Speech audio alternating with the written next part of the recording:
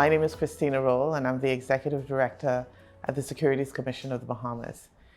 The Securities Commission is celebrating its 30th anniversary. We thought that it would be really good to get a perspective on 30 years of growth, innovation, and regulatory excellence from past EDs of the Commission. I'd like to introduce you to Mr. Phil Stubbs.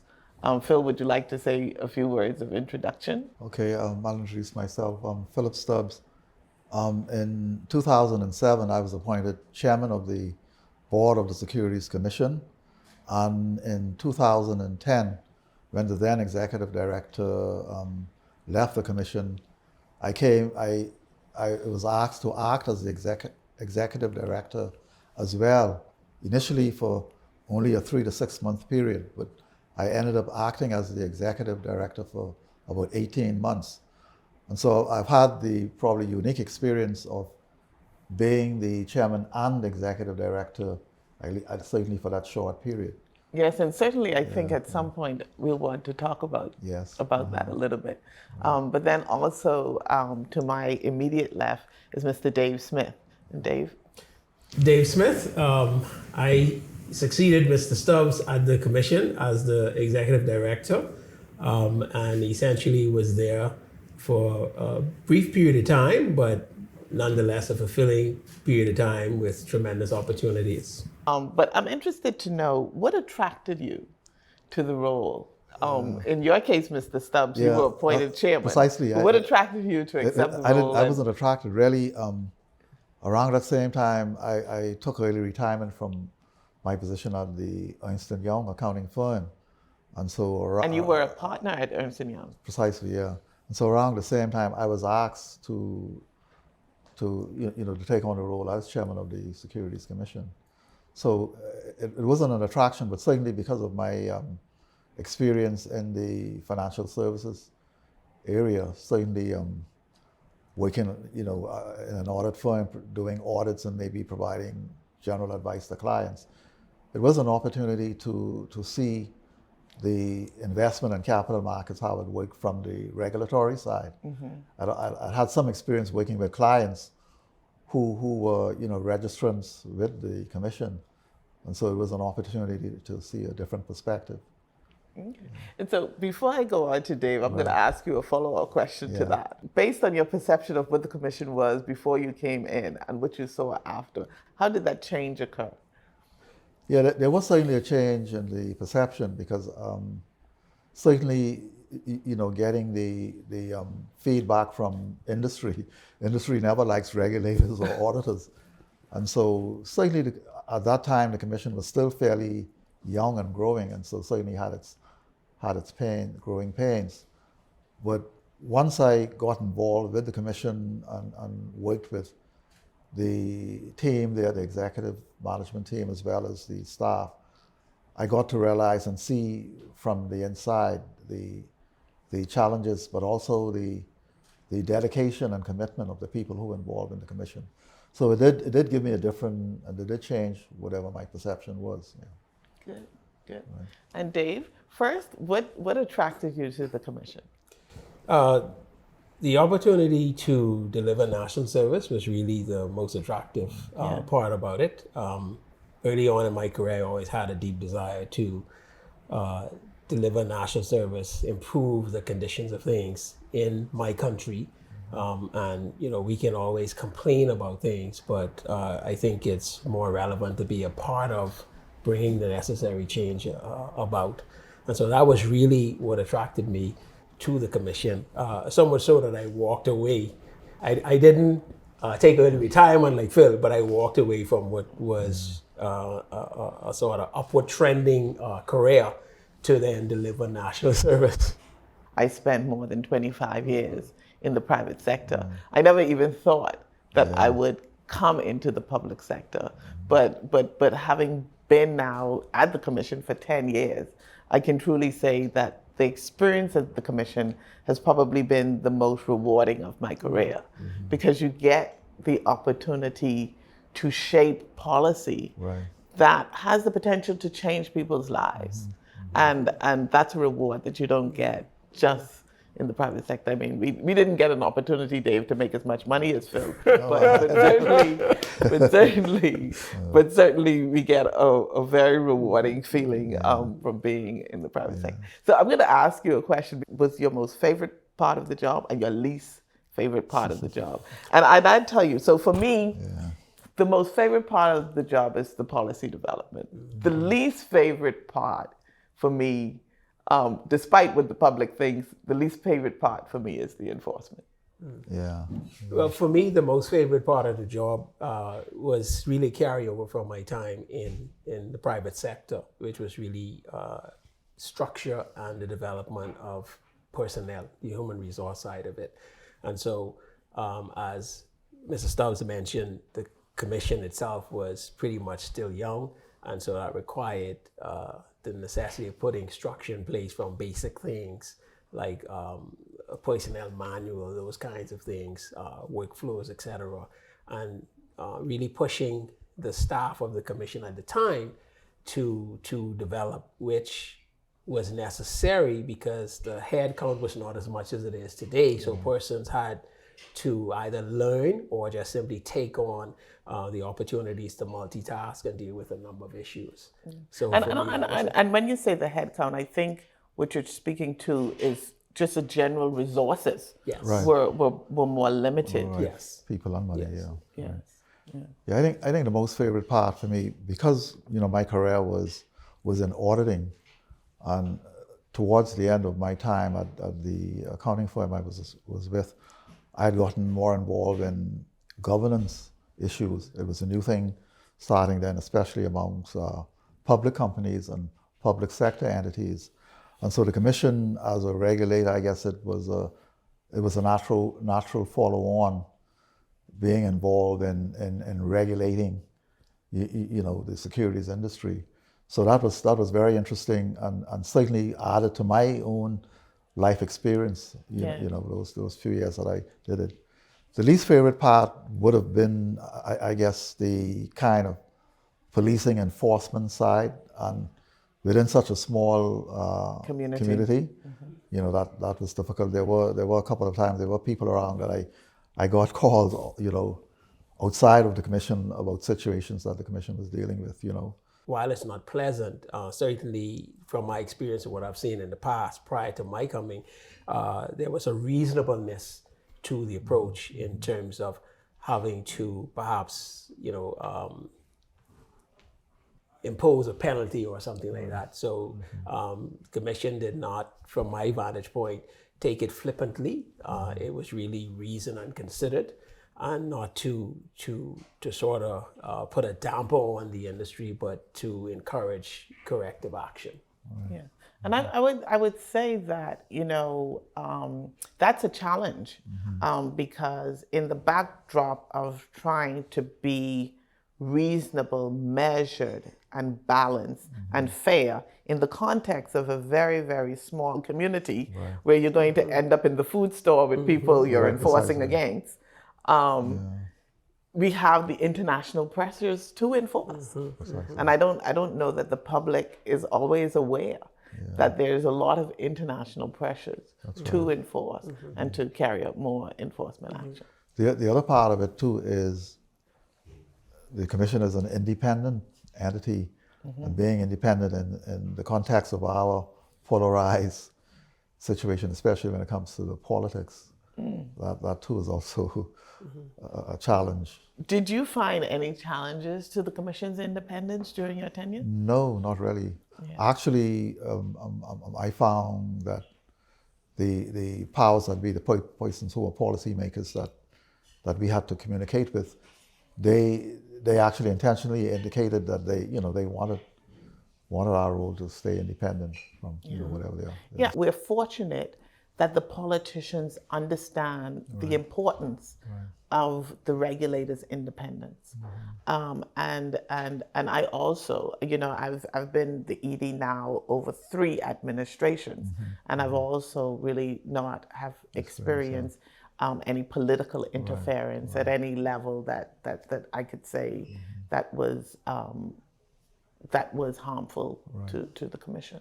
I would say it's perhaps it's a obvious reality. Yeah. Simply because I can recall, one particular situation, not so much outright interference, but a right of inquiry. Because if I have, for example, a minister who happens to be my member of parliament and I have an issue, I may speak to that minister, who in turn may just make an inquiry. And I think that's fine. There's nothing offensive about that. No. And then too, I think though what I'm speaking to is there's a level of respect at the political level when you say, okay, well, no, I can't get into that with you, or no, we're going to follow a certain course. And Yeah, I would also add, and maybe for the public's comfort, there's also levels of accountability within the structure, within the commission. So that should perhaps bring or communicate a level of comfort that it's not, unilateral decisions. There are processes, there are committees involved in the process as well. I guess, Dave, to the point that you're making about the accountability within the commission, a big part of that accountability is the fact that the role of the chairman and the executive director are separated. Right, precisely. And so you have a non-executive board and then an executive who runs the day-to-day commission of the commission. But I want to turn our attention just a little bit now to the overall development of the capital markets and financial services in the Bahamas. How did you see that evolution take place and the commission's role in the evolution for the development of the capital markets, financial services in the Bahamas? Yeah, well, certainly the commission's role, the whole issue of the development of the capital markets and investments is one of, I suppose, education. In when it was 95 when we had the first, I guess it was not the commission then, it was the Securities Board, I think. It was. So, that was the start. So the whole understanding of investments and how it works and the whole issue of if an entity is involved in offering the public to share in its capital, why you need to have rules and all that sort of thing. And so I think the commission coming on board, and then in 99 when it formally became a commission, I think it grew and developed and evolved the same time as the public's awareness and understanding. Mind you, all of that is still continuing today. We're still not truly there. And so I found, certainly when I was directly involved as chairman and during the period as executive director, there were lots of people within the business community who still didn't seem to understand, certainly what the various roles were, and understand why there needs to be checks and balances and rules to make sure that whatever's happening in the investing world is fair, takes place fairly, and investors are protected. And then also to your point earlier, the Bahamas' international reputation, because a lot of that activity was not just with Bahamians, with people. Absolutely. A lot of that activity. So that was the other thing. So I think the commission has evolved and developed along at the same time, because one of the things with regulating an industry is the regulator must also be knowledgeable and understand that business in order to regulate it. And so one of the challenges we have, I know we certainly had it when I was there, I don't think it's the same to the same degree it was when I was there, was the funding of the commission. At that time, the commission, the fees it got from its registrants was not sufficient to take care of its expenses. And so as a result of that, the commission was not able to do a lot of the things, especially when it comes to developing the human resources that it needed. So that was a challenge. And so I think the commission has done, and even now, it's been maybe almost 15 years since I was there, but what I can see happening, and in my involvement in a couple of other entities as a director, the commission has moved along and is doing things to try and keep pace with the evolution of not only what's happening in the investment world, but the whole technological change, AI, cryptocurrencies, the geopolitical changes that are taking place as well. Right. Yeah. Thank you. Thank you. And Dave? Well, I guess I was a bit fortunate having to stand on the shoulders of those who went before, right? So I think about Sandra Knowles, who would have, I think, started the introduction to IOSCO and so on, and then you had Hillary and then Phil. And so when I came to the commission, there were a lot of things already in flight, so to speak. Yeah. You had, the introduction of the Smart Fund. I came at a time when there was a transition of the Securities Industries Act 2012. So that brought about significant changes for the industry, where registrants needed to perhaps understand this revised piece of legislation with requirements, et cetera. Jokingly, so I've heard, the commission always was referred to prior to my arrival as the toothless tiger. And so the SIA 2012 certainly did allow the commission to flex a little bit more muscle as opposed to engaging or encouraging compliance through persuasion to impose penalties, etc. But with that, with the introduction of the Smart Fund and other products, the Financial Corporate Service Providers Act, etc., did allow the marketplace to expand a bit, and I might add, provide specific opportunities for even Bahamians to enter into a space that otherwise was occupied by a lot of international firms and entities. So there was the expansion of the industry in terms of the capital markets. There were other opportunities, some that perhaps fizzled or did not really take root. I know it's been decried for a number of years with regard to the Bahamas International Stock Exchange and how that should be developed and how do you become more robust, etc. And I mention that simply because all of that falls under the ambit of the Securities Commission in terms of its oversight of the marketplace. I want to reiterate something that Phil mentioned in terms of fintech and that particular space and the development of cryptocurrency and so on, which maybe you're going to get to this question, Christina, but certainly poses not only a challenge but tremendous opportunity for us, the Bahamas, as a international financial jurisdiction.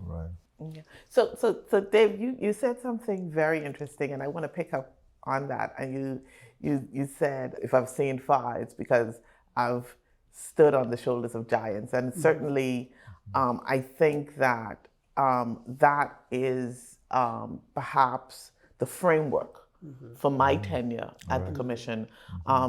Our mandate includes the development of the market. Right. And so the fact that there was a solid foundation enabled me to focus on development of the markets. And I think that helped a little bit with our evolution, but certainly we couldn't have had the opportunity to focus if the foundation wasn't there. Yeah, no, that is a good point you make. Over the years, various periods, various chairmen and boards and various executive directors dealt the various layers. Absolutely. That you're utilizing now, and you will probably contribute to what will happen as we go into the future. And I hope so. I hope that at some point this commission is going to be much bigger than I can even see right now. And we talked about you talked briefly about Sandra Knowles and Sandra Knowles building the foundation at IOSCO and in the international fair. I think it's important for the public to also understand that was not a sleight of hand, right? Because if Sandra started it, and then I think Hillary advanced it a bit. And when I came, the signatory A status, I believe, was in tow for about 7 years. Yes. So it's really a significant feat, right? I had the good fortune of us coming and signing the signatory A during my tenure. So that was based on the work that really started by Right. Sandra and Right. advanced by David, others.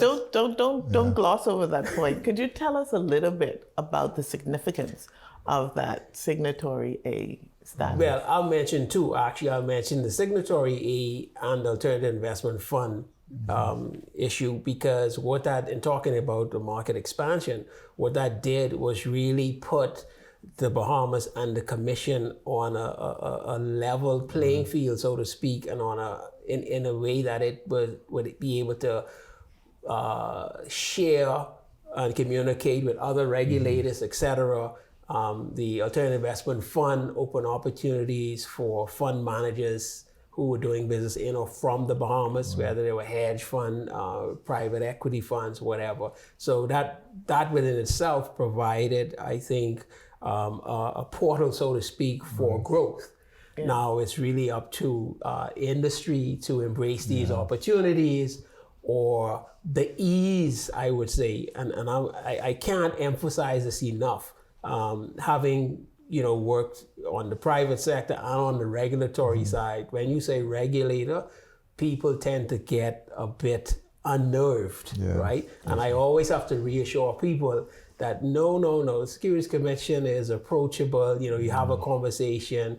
The desire is transparency, honesty, and the one question to my mind, at least when I was in the chair, the one question I always ask is, how can I regulate this? Not how can I stop this from happening? How can I regulate this? Right? And so I think the reasonableness and practicality that comes to bear, certainly with regard to the SEB, particularly since persons are not sort of from cradle to adulthood regulators. A lot of persons come from private sector, have a broad understanding of what reasonableness, practicality, etc. And I think that culture, so to speak, is good for the industry, particularly when it's demonstrated that there's a willingness to actually do that, fulfill that mandate. So what's interesting is you were talking about the achieving of the signatory A, and I was in the private sector at the time, and I was on the other side of those conversations. And I remember a lot of the industry stakeholder meetings that the Commission held. And I think they were organized through BFSB. And I remember that for a very long time, the industry was adamant that the Commission should not become a signatory, an A signatory. Because it involved exchange of information. And then overnight, the position changed, and the Commission was pushed to pursue it very vigorously.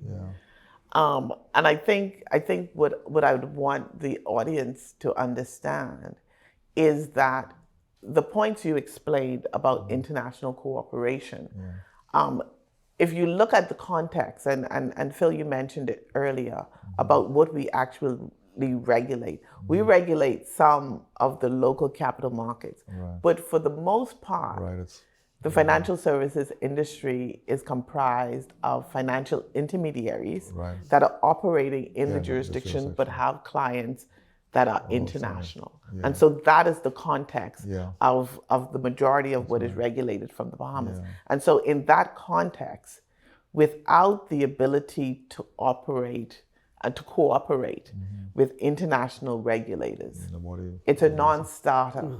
It's just a non-starter for developing yourself as an international financial center. I hear Bahamians very often saying that, we need to do things that this jurisdiction is doing, some of our Caribbean counterparts, or we need to do things that jurisdiction is doing, again, our Caribbean counterparts. But then when you try to explain to them, but no, they're not even a IOSCO A signatory. That international financial services is going to go nowhere without that. And so sometimes, again, it's still a matter of educating the public. Well, during the period I was at the Commission, it was all the build-up to the eventual, signing of that A signatory. And so the development of the legislation that came in 2012, that was all part of that, because that was necessary in order for us to be able to sign on. And because, the IOSCO principles and all those things, for us to meet, and so in order for us to sign on to that MMOU, we had to have all those things in place and had to be part of our legislation, the act and the regulations. Yeah. And so a lot of effort was made during the period I was there to have all of that put in place, Yeah. And so, Phil, so you come from a place where you were putting all of those things in place, ensuring that we're meeting with the IOSCO principles to where we are today, 13 years later, where we're now on the assessment committee at IOSCO. We're on the screening group of IOSCO. We're on the MMOU monitoring group of IOSCO. So we're now monitoring and screening other jurisdictions who want to be signatories. We're also assessing other jurisdictions against their compliance with the IOSCO principles. And so that's evolution. That's evolution. And it takes a continuous work. It's interesting that you say that, right, in terms of work that the Commission is doing now. So now that I have sort of been rubbing shoulders a bit more in the private sector, I can perhaps give you a bit of feedback in terms of how the Commission is viewed in the private sector, right? And I emphasize that because actually the Commission, particularly in the fintech space, right, as far as digital asset business is concerned, is viewed as a standard setter, okay, in terms of other jurisdiction looking at what the Securities Commission is doing. I know that was also true during my tenure with the Securities Industries Act and the Investment Funds Act, where other jurisdiction would look at our legislation and say, hey, this is really good.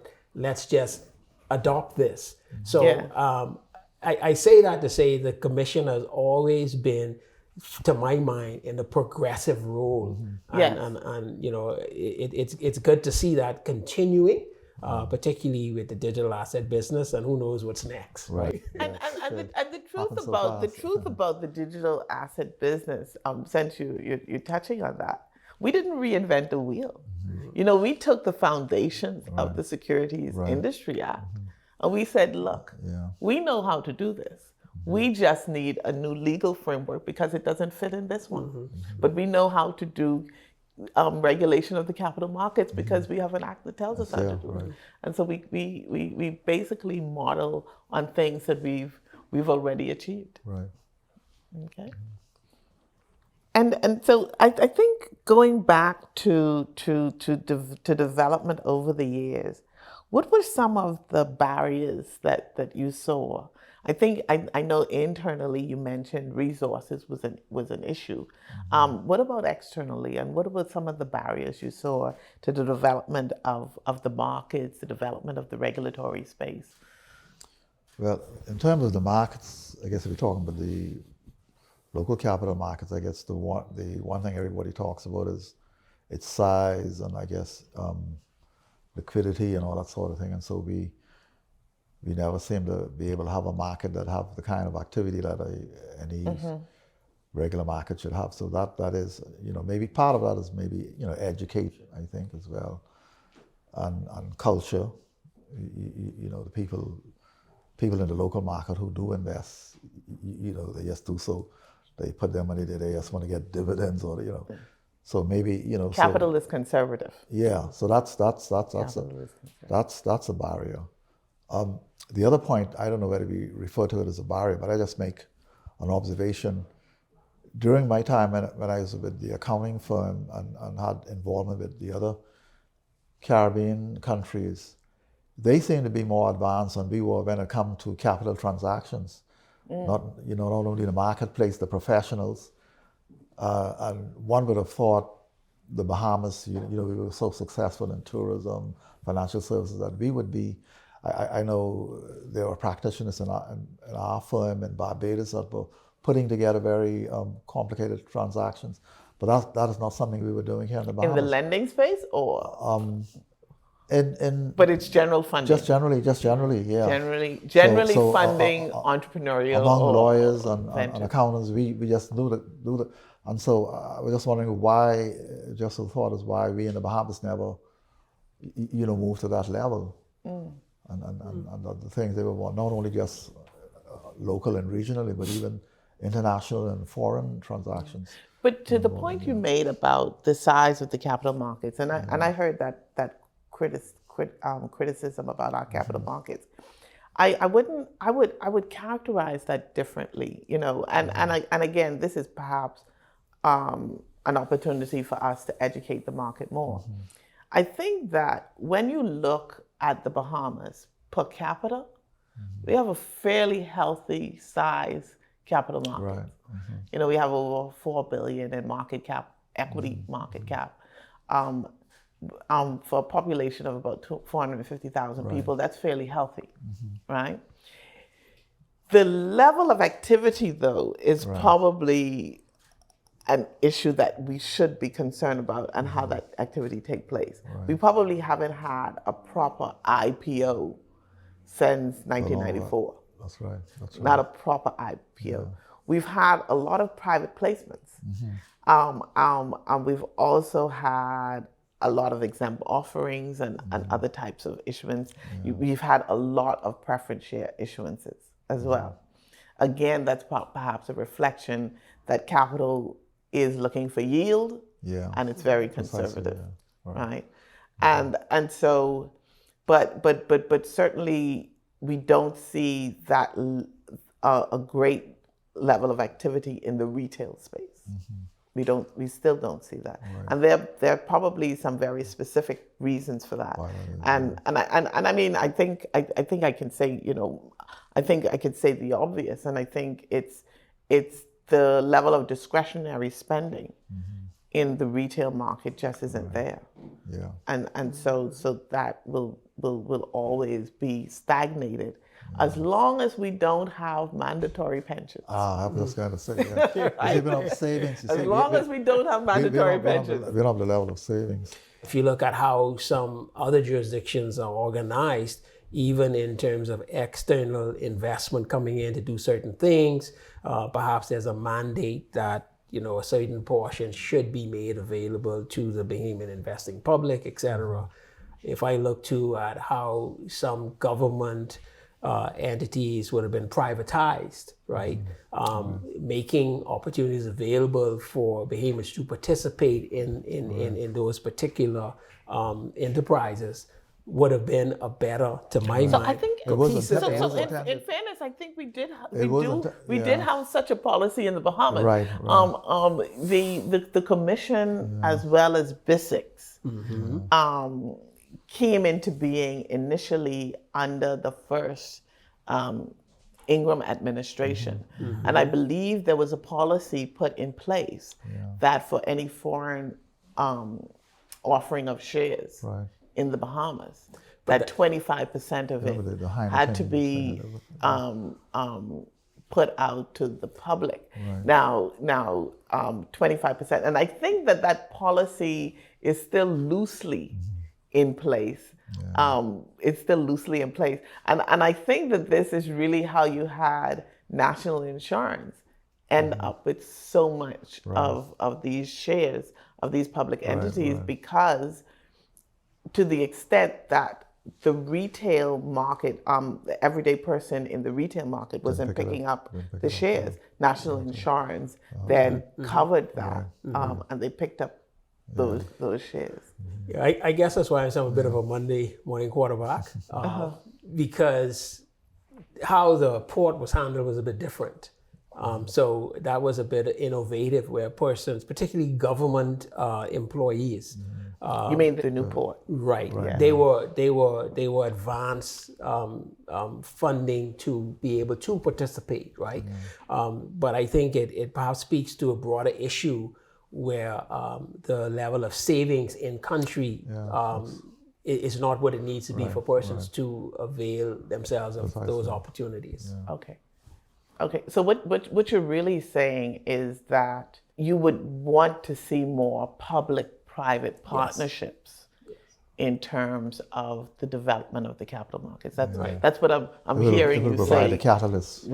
That's what I'm hearing you say. I mean, the most recent example would be BPL, right? And the activities there, as well as other enterprises, which in you did hit the nail on the head in terms of private equity offerings, that kind of thing. But I think there are opportunities for the public to get more involved. Okay. We mentioned, I mentioned mandatory pensions as perhaps a stimulus for growth in the capital market. What other initiatives do you think may be there to stimulate some growth in the capital markets, or do you think this is something that we probably should pursue? Not just really for the capital markets, but when you look at the savings rate in the country, really the only thing that's going to move the needle on the saving rate is to institute mandatory pensions. Yeah, I would say the pension would be one. I think also access to capital. There's some very good ideas out there where persons may not have the access to capital. So to make it where access to capital is a bit easier, then that within itself may actually bring about the level of savings to even expand the economy further.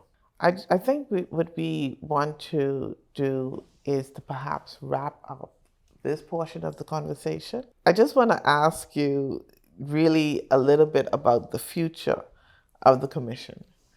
And what role do you think the Commission has to play in the future growth of financial services in the country? It's continuing to do what you've been doing now,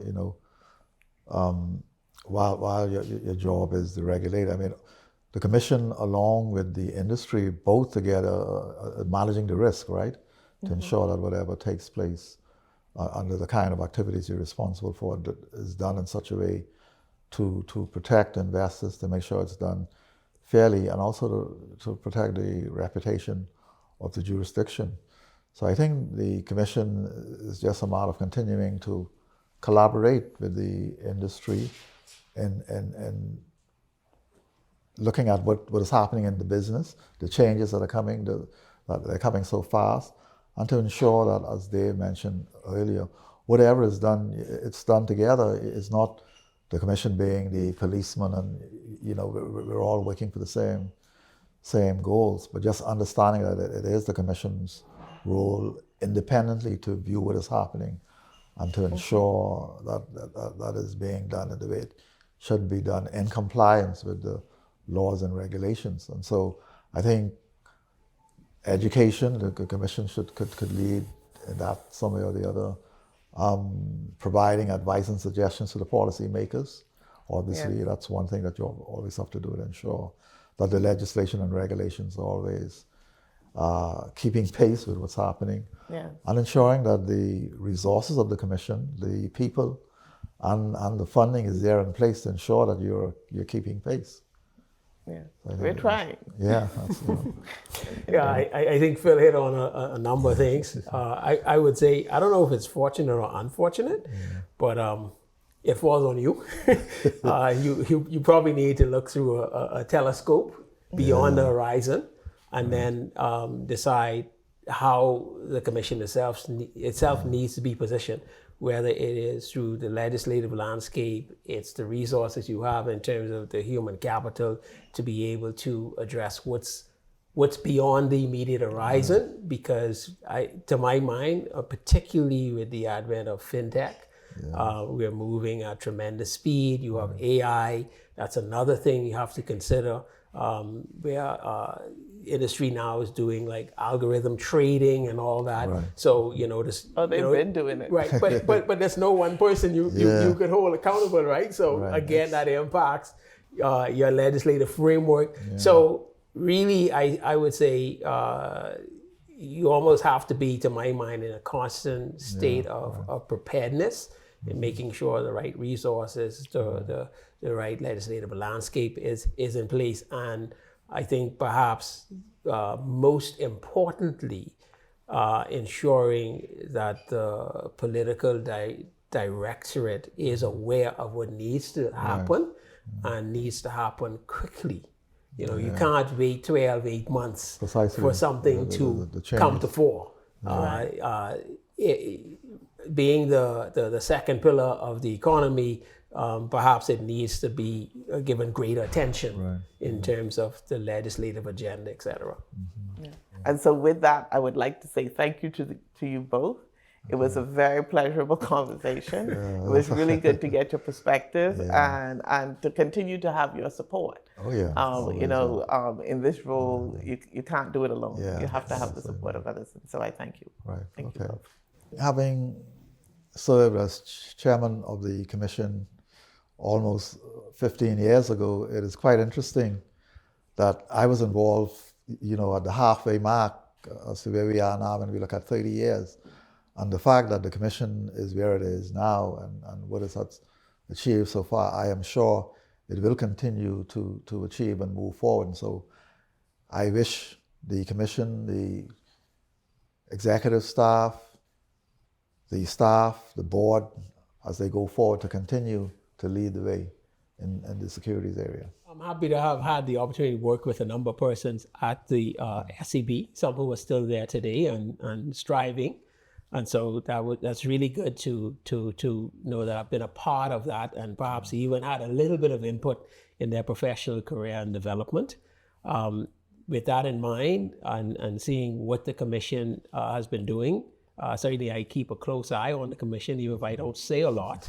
But certainly I see what the accomplishments have been and looking forward to accomplishments over the next 30 years. But with that in mind, I want to just congratulate the commission for the work that it has done to date and hope this 30-year is really a pivotal point for what's ahead in the future. I just want to say thank you for tuning in. I hope you've had an opportunity to learn a little bit more about the commission, why we do what we do, how we do what we do. And I would like to invite you to tune in to some of our other 30th anniversary events, as well as to take a look at our website, particularly our investor education section, to look at some of the work we're doing in that sphere. You'll find a whole lot of resources about the commission and about financial services in general. So thank you once again for tuning in.